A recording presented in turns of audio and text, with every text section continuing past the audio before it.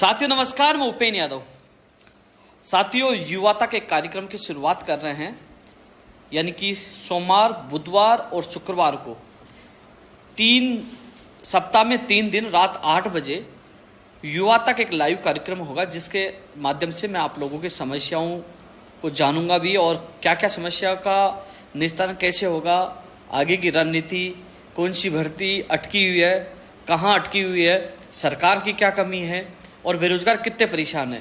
यानी कि युवा तक कार्यक्रम के माध्यम से आपकी आवाज़ मैं ट्विटर पर उठाऊंगा, क्योंकि ट्विटर पर सारे राजनेता, मुख्यमंत्री जी, मंत्री, तमाम एमएलए सब लोग ट्विटर पर ज़्यादा एक्टिव हैं। इसलिए निर्णय लिया है कि सोमवार, बुधवार और शुक्रवार रात 8 बजे युवा तक कार्यक्रम के माध्यम से हर युवा बेरोजगार की आवाज़ बुलंद करने का कार्य करूंगा, युवाओं की पीड़ा जानूंगा और ट्विटर के माध्यम तक सरकार तक बात पहुंचाने की कोशिश करूंगा। और जो सरकार की कमी होगी उसकी पोल खोली जाएगी इस कार्यक्रम में, जिसका नाम होगा युवा तक। यानी कि हर युवा तक बात पूछनी चाहिए और युवा की बात सरकार तक पूछनी चाहिए।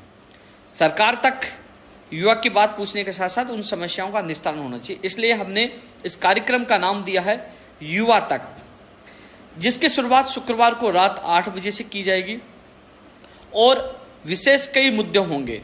उन मुद्दों को लेकर चर्चा होगी, पूरे दिन भर में क्या किया और जो संघर्ष किया पूरे दिन भर उसका परिणाम क्या होगा। तो हर युवा तक उसकी समस्या का हल से लेकर उसकी समस्या जानी जाएगी, हल कैसे होगा, कैसे किया जाएगा, तमाम बिंदुओं को लेकर चर्चा की जाएगी।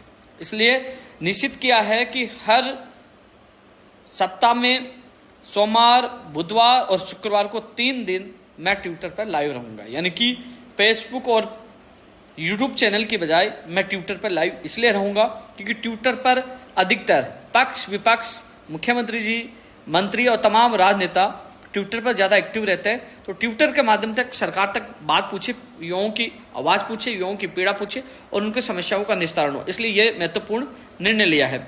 आज लाइव मैं अधिकतर आपने देखा होगा कि मैं लाइव बहुत कम आता हूं ट्विटर पर, लेकिन आज ये दूसरा लाइव है क्योंकि मुझे चर्चा करनी थी। ये ट्वीट के माध्यम से आपको ये चीज़ बताना चाह रहा था, लेकिन मुझे चर्चा करनी थी ग्राम विकास अधिकारी का सिलेबस क्या होगा। लगातार परेशान हो रहे थे।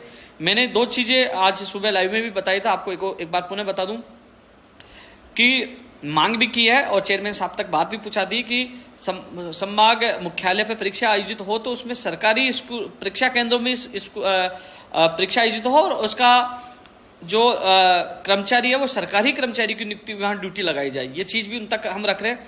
लेकिन सिलेबस क्या होगा तो सबके लिए अच्छी खबर है, क्योंकि कल जो मीटिंग हुई थी उसमें जो चीजें हमें सिलेबस में जो हमारे अधिकारियों से चर्चा हुई थी, तो इस संबंध में कुछ चीजें मैं नोट करके लाया था, तो आप लोगों को मैं बता दूं। उस अनुसार आप सिलेबस की तैयारी, जो मेन परीक्षा की आप तैयारी कर सकते हो।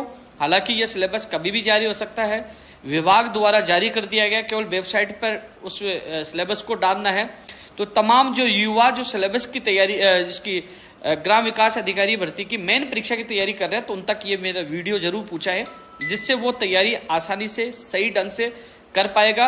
क्योंकि वो आज असमंजस की स्थिति में है कि मेरा सिलेबस क्या है, टॉपिक वाइज क्यों नहीं है, अंकवार अंकों का वर्गीकरण नहीं किया। तो वो तमाम चीज मैं इस लाइव में बताऊंगा, जिससे अभ्यर्थी अपनी तैयारी शुरू कर सके। तो तमाम लोगों तक ये वीडियो पहुंचाना, जो लोग 2.25 लाख लोग पास में हैं, जो मेन परीक्षा की तैयारी में वो जुट गए, लेकिन वो परेशान थे कि मेरा सिलेबस विस्तृत नहीं आया है। तो विस्तृत सिलेबस क्या होगा वो आप लोगों को सबसे पहले बता रहा हूँ। हालांकि काफी कॉपी पेस्ट गेम घूमती है, वो उनका काम कॉपी पेस्ट का है। लेकिन कल अधिकारियों से मीटिंग की, आपने देखा होगा कि जब मुख्यमंत्री प्रमुख सचिव साहब से मुलाकात हुई थी तो मैंने आप लोगों को लाइव में बताया था कि उनको मैंने अधिकारियों को फोन करवाया था, चेयरमैन मोदी जी को फोन करवाया था, पंचायत राज विभाग के अधिकारियों को फोन करवाया था और फोन करवाने के बाद सिलेबस तैयार करवाया और सिलेबस अब कभी भी जारी हो सकता है। लेकिन जो मैं कल नोट करके आया था वो आप लोगों को बता दूं, जिससे आप लोग तैयारी कर सके। टीएसपी का जो मामला है, 8 गुना जो लोगों को पास किया है, वो मामले में मैं चेयरमैन साहब से मुलाकात करूंगा, आपकी बात रखूंगा। और जो भी चीजें हैं, मैं कोई मामला नहीं है कह रहा है, तो जो भी समस्या है, जिस अभ्यर्थी की समस्या मैं रखूंगा। आप सिलेबस के बारे में मैं चर्चा कर रहा था। सिलेबस जैसे भाषा ज्ञान, यानी कि सामान्य हिंदी 30 नंबर की होगी और सामान्य हिंदी में और 20 नंबर का होगा अंग्रेजी। और जो सामान्य हिंदी में संधि एवं संधि विच्छेद, समास, उपसर्ग, प्रत्यय है और पर्यायवाची तथा विलोम शब्द, शब्द युग्म का अर्थभेद, एक वाक्यांश के लिए एक सार्थक शब्द, शब्द शुद्धि, वाक्य शुद्धि, मुहावरे, लोकोक्तियां, परिभाषिक शब्दावली, ये तो है भाषा ज्ञान हिंदी में। अब अंग्रेजी में भी है, कुछ दे रखा है। यह questions based on the grammar, senior secondary exam level की है। क्वेश्चन है, मल्टीपल चॉइस है, बेस्ड है, ये क्या, बेस्ड ऑन पैराग्राफ। फिर आप गणित में जो 40 नंबर का है, अंक भार जो पूछ रहे थे, भाषा का होगा 30 का सामान्य ज्ञान और 20 का अंग्रेजी, और फिर गणित का 40 नंबर का होगा सर। और 40 नंबर में गणित का होगा, उसमें दशमलव एवं भिन्न, प्रतिशत, अनुपात एवं समानुपात, औसत, ब्याज, लाभ हानि, छूट, परिसमिति, समय एवं दूरी, अनुपात एवं समय, साझा किस्तों में भुगतान, चक्रवृद्धि ब्याज, वृद्धि एवं हास दर, बहुपद के गुणनखंड, बहुपदों में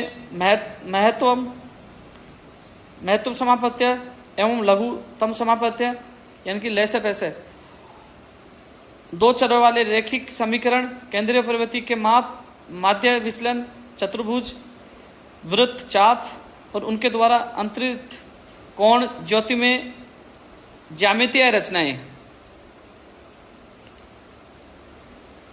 अंतरित कोण और ज्यामितीय रचनाएं, ये गणित का जो टॉपिक है ये होगा 40 नंबर का। सामान्य ज्ञान 20 नंबर का, समसामयिक घटनाएं, जो सामायिक ज्ञान है 20 नंबर का, इसमें समसामयिक घटनाएं 10 नंबर की है और सामान्य विज्ञान 10 का है। ऐसे 20 नंबर का है सामान्य ज्ञान। सामान्य ज्ञान 20 नंबर का है, अंक बार आपको मैंने बता दिया। इसमें समसामयिक घटनाएं 10 की होंगी और दूसरा इसमें ही है सामान्य विज्ञान, वो 10 का। ऐसे 20 नंबर का हो गया। अब सामान्य ज्ञान जो है, जो समसामयिक घटनाएं हैं, उसमें मैं आपको बता दूं, अंतर्राष्ट्रीय, राष्ट्रीय व राज्य स्तर पर प्रमुख समसामयिक मुद्दे एवं घटनाएं तथा उनसे संबंधित संगठन, संस्थाएं और व्यक्तित्व। बी, जो सामान्य ज्ञान के बाद सामान्य विज्ञान 10 अंक का है, टोटल 20 है। सामान्य विज्ञान के वो प्रश्न जो दिन प्रतिदिन अनुभवों, विश्लेषणों पर आधारित हैं और जिनसे विज्ञान की समझ और परख होती हो। इन प्रश्नों में से ऐसे प्रश्न भी शामिल होंगे जिससे परीक्षार्थी की इलेक्ट्रॉनिक्स, दूरसंचार, सैटेलाइट और उसी प्रकार से दूसरे मुद्दों पर ज्ञान की परख की जा सके।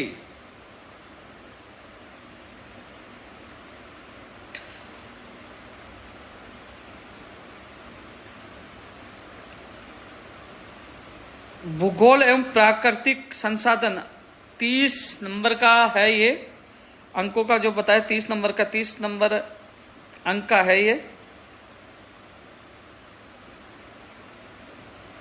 भूगोल एवं प्राकृतिक संसाधन, जिसमें है संसार के व्यापक भौगोलिक क्षेत्र, महत्वपूर्ण स्थान, नदियां, पहाड़, महाद्वीप, भारत का पर्यावरण, वन्य जीवन, पारिस्थितिकी, इकोलॉजी।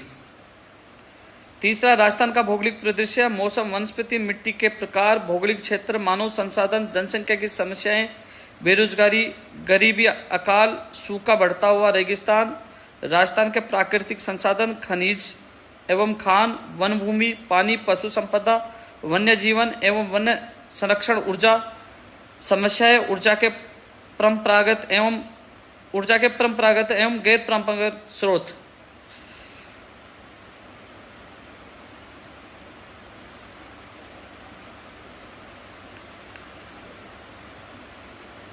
इसमें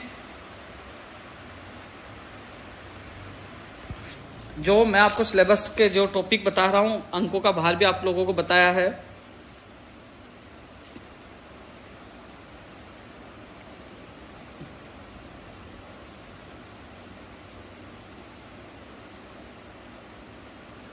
अब आगे आ रहा है राजस्थान के संदर्भ में कृषि एवं आर्थिक विकास, 30 अंकों का है ये। राजस्थान की खाद्य एवं व्यावसायिक फसलें, कृषि आधारित उद्योग, वृहद सिंचाई, नदी घाटी परियोजनाएं, बजड़ भूमि व सूखा क्षेत्र विकास परियोजनाएं, इंदिरा गांधी नहर परियोजना, उद्योगों का विकास व उनका स्थान, कच्ची सामग्री पर आधारित उद्योग, खनिज आधारित उद्योग, लघु एवं ग्राम उद्योग, निर्यात सामग्री, राजस्थानी हस्तकला,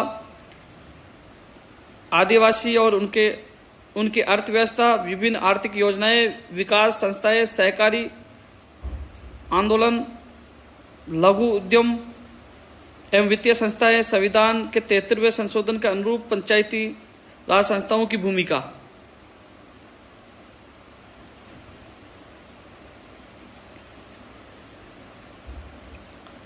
और 30 नंबर का है इतिहास एवं संस्कृति। भाई लिख के आया हूं, पीडीएफ नहीं है, मैं लिख के आया हूं। कल मेरी बात हुई थी तो मैं लिख रहा था कि जैसे कई लोग परेशान हो रहे कि सिलेबस उन्होंने आज भिजवाने की बात करे तो 1-2 दिन लेट भी हो जाए ना, तो कम से कम, क्योंकि आप लोग संयम तो रखते नहीं, इतने मैसेज करते हो, कॉल करते हो, तो मैं लिख के आया था। कम से कम 1-2 दिन जब जारी हो, जब तक आप पढ़ पाओ, तो मैं कुछ टॉपिक लिख के लाया था, तो मैं आपको बता रहा हूं, पीडीएफ नहीं, लिख के लाया था। इतिहास व संस्कृति 30 नंबर के हैं, जिसमें भारतीय राजनीतिक एवं सांस्कृतिक इतिहास के लैंडमार्क, मुख्य स्मारक एवं साहित्य की कार्य, पुनर्जागरण, राष्ट्रीय एकता, स्वतंत्रता के लिए संघर्ष। राजस्थान के इतिहास में संस्कृति विशेष के संदर्भ में है मध्यकालीन पृष्ठभूमि, सामाजिक आर्थिक जीवन एवं संगठन, स्वतंत्र आंदोलन एवं राजनीतिक जागृति, राजनीतिक एकता, बोलियां एवं साहित्य, संगीत, नृत्य एवं नाटक, धार्मिक विश्वास, लोक परंपरा, संत कवि, वीर पुरुष, लोक देवता, लोक देवियां, हस्तकला, मेले व त्योहार, रीति रिवाज, पोशाक, आभूषण, विशेषतः आदिवासी व जनजाति के संदर्भ में। ये टॉपिक मैं लिख के आया था। ये सिलेबस कभी भी जारी हो जाएगा, पीडीएफ नहीं है, मैं लिख के आया था, जो मैं आप लोगों को बता चुका है। आप मान लीजिए आपको पूरा समझ में नहीं आया, जो समझ आया वो पढ़ लीजिए। उसके बाद जब वेबसाइट पे अधीनस्थ बोर्ड, पंचायत राज विभाग कोई भी अपनी वेबसाइट पे डालेगा तो आपको मिल जाएगी। मैथ के लिए मैं बोल चुका हूं ऊपर भैया, मैथ के लिए ऊपर बोल चुका हूं। देखो आपको मैं बता दूं, भाषा ज्ञान 50 नंबर का है, जिसमें सामान्य हिंदी 30 नंबर की है और अंग्रेजी 20 की है। फिर 40 अंक का है गणित है, जो सामान्य ज्ञान 20 नंबर का है, जिसमें समसामयिकी 10 की है और सामान्य विज्ञान 10 की है। आप लगा लीजिए टोटल, आप टोटल लगा सकते हो। भाषा ज्ञान जो 50 का है, इसमें 2 कर दिया, हिंदी और उसका अंग्रेजी का 50 का तय हो गया। फिर गणित कर दी 40 नंबरों की, 90 ये हो गए। फिर आप सामान्य ज्ञान जो 20 नंबर का जोड़ा है, इसमें 10-10 नंबर का 2 कर दिया, ये 20 ये हो गए कि 90 और 20 110, तो ये हो गए। फिर भूगोल और प्राकृतिक संसाधन 30 नंबर का ये हो गए।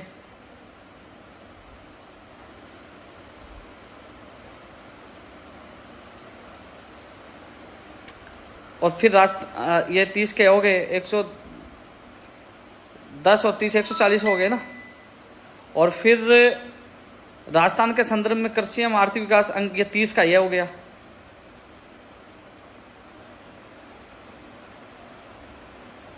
और फिर लास्ट में इतिहास एवं संस्कृति 30 का वो हो गया।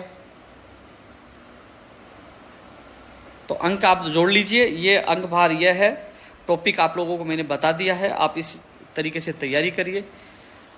जितनी मदद मुझसे हो रही है मैं मदद कर रहा हूं।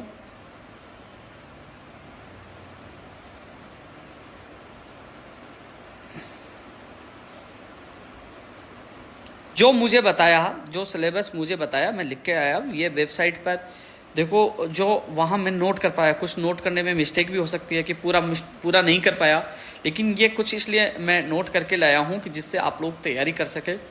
उन्होंने मुझे ये कहा था कि अधीनस्थ बोर्ड को आज यहाँ से विभाग, आज के लिए कहा था विभाग भिजवा देगा, जिसे वो वेबसाइट पर डाल देंगे। और मेरे सामने ही IAS PC किशन जी ने हरिप्रसाद शर्मा जी से बात की थी और मुझे कहा था कल भिजवा देंगे, तो 1-2 दिन में सिलेबस जारी हो जाएगा। तो मैंने ट्वीट करके बताया था आज या कल हो जाएगा, लेकिन कई लोग बार बार कॉल कर रहे, तो मैंने सोचा कि जो मैं लिख के लेके आया हूँ जो आपको बता दूं, जिससे जब तक ऑथेंटिक सिलेबस जारी नहीं हो जाए तो वो आप लोग उसके दोबारा कम से कम तैयारी कर सको। जुलाई में एग्जाम होगी, अभी एग्जाम नहीं होगी, जुलाई में होगी, और एक ही पारी में एग्जाम होगी, नॉर्मलाइजेशन का कोई चक्कर नहीं होगा। ये चीज मैंने आपको बता दिया है।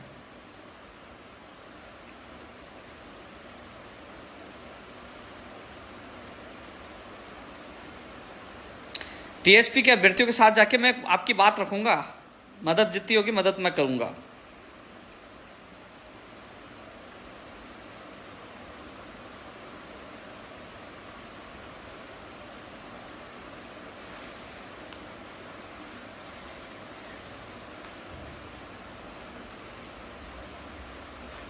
पटवारी का डेटा अभी तक नहीं आया, अजमेर से जैसे आएगा उसके बाद परिणाम जारी होगा।